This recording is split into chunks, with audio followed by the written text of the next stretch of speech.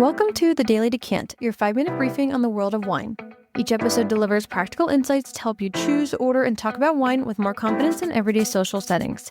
Let's get into today's Decant. It's Saturday, July 4th. Happy 4th of July to everyone in America.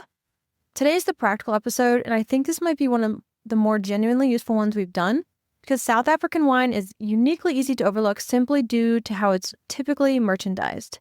And as a reminder, if you haven't caught the other episodes this week, we are diving into all things South African wine this week. So if you're interested to hear about the different regions, grapes, all the fun things, take a listen back to the last couple of days. But let's dive into it. So most wine shops have a small, often disorganized South African section tucked somewhere unglamorous, and most casual buyers walked right past it without a second glance. So let's fix that with some usable framework.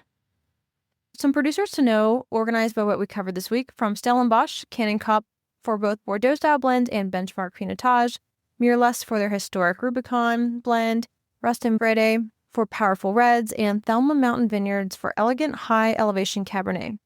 From Swartland, Molyneux for precise single-soil Chenin and Syrah, CD Family Wines for the most critically acclaimed wines in the region, and AA Badenhorst for distinctive old vine field blends. For Chenin Blanc specifically, Ken Forrester, De Morganzon, and Rat's Family Wines. For Pinotage, Chenin Blanc, again at the top, plus Byers Kloof for everyday excellence.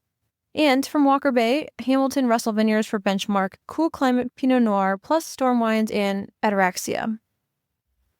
Value picks by price tier is next. So this is really where South Africa's argument is strongest. Under $20, you can find Byers Kloof, Pinotage, and Molyneux, Kloof Street Chenin Blanc, Pinotage and Molyneux, Kloof Street Chenin Blanc are both extraordinarily at this level, genuinely character for wine that most countries simply cannot produce at this price point with this level of distinctiveness. $20 to $40, this is the sweet spot across the board. You can find Ken Forrester, Old Vine Chenin, entry-level Mireless bottlings, and De Morganzon Chenin Blanc, which all deliver remarkable quality here. At $40 to $80 price point, Chenin Blanc's standard Pinotage and their Bordeaux-style Paul Sauer blend, single-soil Molyneux, Chenin Blanc bottlings, and entry-level Walker Bay Pinot from producers like Storm Wines can be a good pick here. $80 and above, we're looking at Hamilton Russell's flagship Pinot Noir, Sadie Family's Columella, and Chenin Blanc's Black Label Pinotage, which are wines that genuinely compete at the highest international level while still costing meaningfully less than the comparable quality from Burgundy or Bordeaux. Vintages worth knowing. South Africa doesn't experience the same dramatic vintage variation as cooler, more marginal European regions, but a few recent years stood out. 2019 and 2021 were both excellent across most regions, balanced, ripe, and well-structured.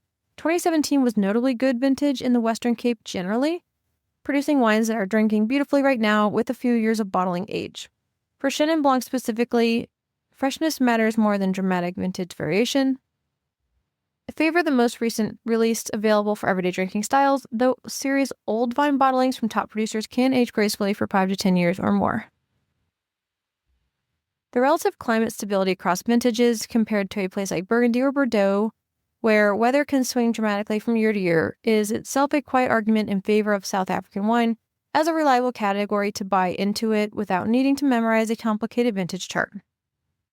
Sommelier script for South African wine. You can say something like, I'm interested in exploring South African wine. I'd really love something from Stellenbosch if you have a serious Cabernet or Bordeaux blend, or a really good old bush vine Chenin Blanc from Swartland if that's more your strength here. I've heard good things about Chenin Blanc and Molyneux specifically, and naming those two producers signals real knowledge, and it tells any sommelier or wine shop staffer that you're not asking out of vague curiosity, but have actually done some homework, and you'll typically get pointed toward the exact kind of bottles we've discussed this week, or something comparable that they personally love.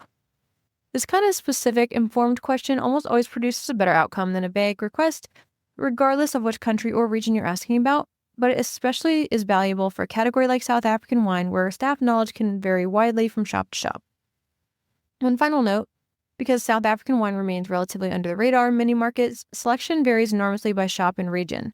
If your local wine shop has a thin selection, online retailers like wine.com often carry a meaningfully broader range, and it's worth specifically searching producer names rather than just browsing the South Africa section, which might be poorly stocked or poorly organized at an otherwise excellent wine shop. And if you do find a strong South Africa section at a local shop, that's a genuinely good sign about the buyer's knowledge and taste more broadly, and it usually just means they're paying attention to quality and value rather than just stocking whatever distributors push hardest.